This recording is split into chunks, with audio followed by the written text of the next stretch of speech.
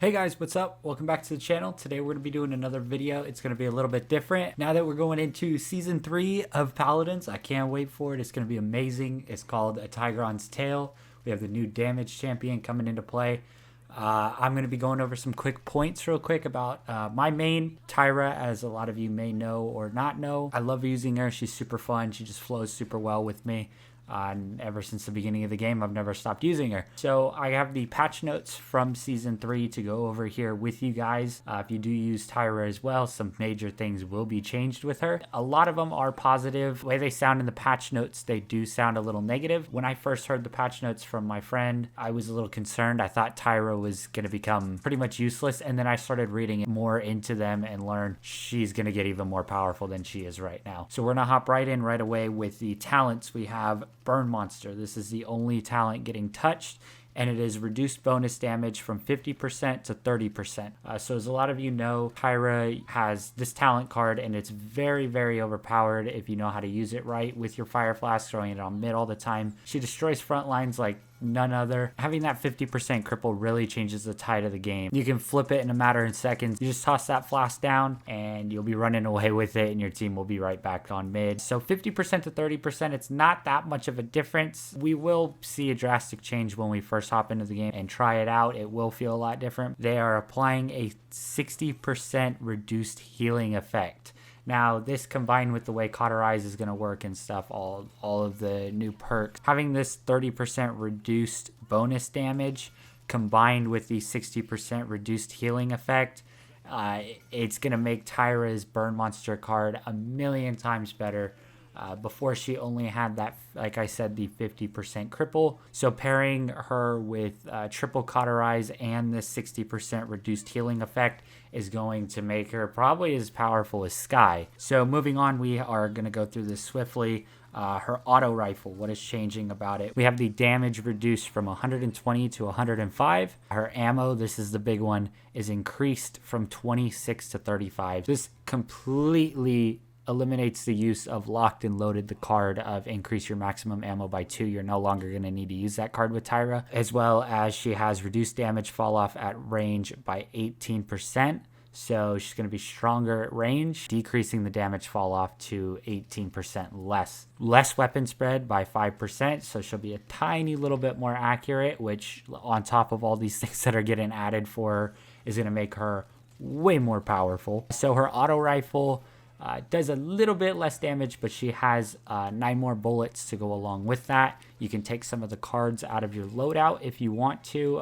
that all generate ammo, unless you want to keep them in there, and she has a endless mag, kind of like Vivian. Moving on to the Firebomb, we have a reduced cooldown, 18 seconds to 15 seconds. This was a very big one. My problem with Tyra, and if you looked at my best card loadout video with her a while back, I based my whole deck around her abilities having a cooldown. That's why I ran Primal Might to its max. I reduced the cooldowns by 50% after every elimination. Going down to 15 seconds with the loadout I use, it's not really going to matter too much for me, but to the people that don't use a card like that, it could be very helpful, that 3 seconds shaved off. And along with the Firebomb, she no longer applies a reduced healing effect. This one is kind of hitting hard because I guess they did substitute this with the Burn Monster card.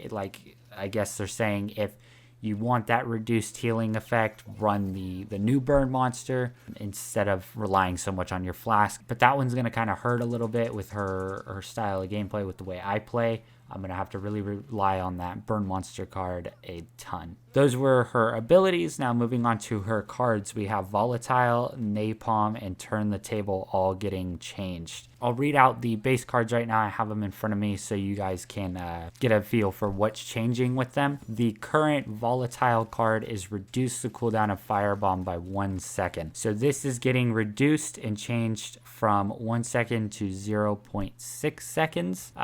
So 0.4 seconds shaved off. I guess they thought this was a good time to kind of reduce the amount of fire bombs you can use, but do not worry. If you use my loadout, I will have it linked in the description. I do not use the volatile card in it at all, so you will not have to worry about losing that ability of using your firebomb a ton. With the loadout I have, you will have no issue, and you'll be throwing your firebomb just as much as you were before this update.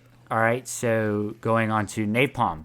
The original card is using firebomb generates 4 ammo. So with this one, they did something a little bit different. Instead of just reducing the amount of ammo it generates, the new card, however, will heal you. Instead of generating ammo, it will heal you for 100 over 2 seconds. So this one's very different. It's no longer an ammo card, it's a health card. I may even adjust my loadout and start using this one. It looks very powerful. By the looks of things, it's going to go up 100 health every single point, or maybe even 25. So 100, 125, 150, or 100, 200, 300. I highly doubt that, but I definitely see this card as a contender to be in my loadout. It allows Tyra to heal herself, which she never really had that to begin with. You always had to rely on a healer. So her being able to go out and deal with enemies on her own and heal at her own accord is very nice. It'll be a very different change of pace. And lastly, we have the Turn the Table card. The original card is heal for 50 for each enemy hit with nade launcher. So this one is being increased. Instead of healing for just 50, you heal for 60 with each enemy hit with the nade launcher. Not really much of a change. If you funnel a ton of points into this one, I'd imagine you can heal for upwards of 250. I'm not too sure. I haven't really looked into Turn the Table too much of how much health it goes up for every single point. I could definitely see this as a contender for people that use the nade launcher a lot. I kind of don't really see myself using it too much compared to the Fire Flask or the Hunter's Mark. But that is going to do it for all the changes. I cannot wait for Season 3. As I said, I will have a new video out right away for you guys of the new Tyra.